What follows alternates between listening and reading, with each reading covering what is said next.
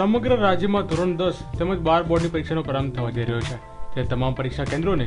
CCTV કેમેરાથી સુસજ્જ કરી દેવામાં આવ્યા છે। જ્યારે આ અંગે જામનગરમાં કલેક્ટર દ્વારા જાહેરનામું બહાર પાડવામાં આવ્યું છે કે પરીક્ષા કેન્દ્રની આસપાસ ઝેરોક્ષ મશીનો બંધ રાખવા તેમજ આસપાસ 144ની કલમ પણ લાગુ કરી દેવામાં આવી છે, તેમજ સ્ટ્રોંગ રૂમમાં ફરજિયાત સીસીટીવી કેમેરા રાખવા જોઈએ। ત્યારે આ જાહેરનામાનો ભંગ કરવાની એક ગંભીર ઘટના સામે આવી રહી છે, જેમાં જામનગરની મધ્યમાં આવેલ નવાનગર સરકારી સ્કૂલ પરીક્ષા કેન્દ્ર આવેલું છે, જ્યાં મુખ્ય સ્ટ્રોંગ રૂમમાં જ સીસીટીવી કેમેરા રાખવામાં આવ્યા નથી,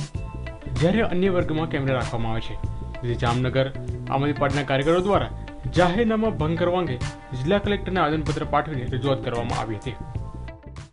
નવાનગર સ્કૂલની અંદર એચએસસી અને એસએસસીના જે સ્ટ્રોંગ રૂમ રાખવામાં આવેલ છે એની મુલાકાત લેતા એવું પ્રતીત થયું હતું કે 12મા ધોરણના સ્ટ્રોંગ રૂમની અંદર તો સીસીટીવી કેમેરા અવેલેબલ છે, પણ 10મા ધોરણના 2 રૂમની અંદર સીસીટીવી કેમેરા કે કોઈ પણ જાતના સર્વિજિલન્સનો કોઈ પણ સામાન લગાવવામાં આવ્યો નથી, જે અંગે આજરોજ અમે કલેક્ટરશ્રીને ધ્યાન દોરી અને 24 કલાકની અંદર આ કામગીરી કમ્પ્લીટ કરવા માટે વિનંતી કરેલ છે।